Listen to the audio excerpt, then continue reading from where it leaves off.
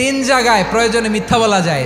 এক নাম্বার, আপনার ওয়াইফকে খুশি করার জন্য, সে একটু এরকম না বলে একটু কৌশল করে বললে খুশি হবে, ওটা বলা যায়। দুই নাম্বার, জীবন মরণের ব্যাপার, যান বাঁচানোর জন্য একটু কৌশল করে ঘুরিয়ে বললেন, এটা জায়েজ। তিন নাম্বার, দুইজন ঝগড়া লাগছে তাদেরকে মিলিয়ে দেওয়ার জন্য কৌশল করে একটু মিথ্যা বলা, ঘুরিয়ে বলা যায়। দুইজনের মধ্যে দেখলেন যে সম্পর্ক খারাপ, একজনরে বললেন, ভাই সে তো ওই দিন আপনার ব্যাপারে অনেক প্রশংসা। কি আমার ব্যাপারে প্রশংসা? কি বললো? এই বললো আপনি নাকি এই করছেন ওই করছেন, অনেক প্রশংসা। লোকটার মন খুশি হয়ে যাবে তার ব্যাপারে, ঠিক কিনা?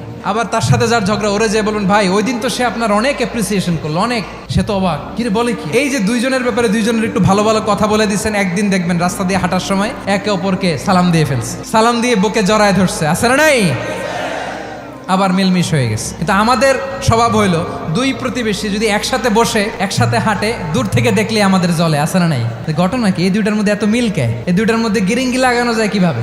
আল্লাহর কাছে তওবা করেন, এই মানসিকতার যেন আমরা না হয়, আমরা মিলিয়ে দিব।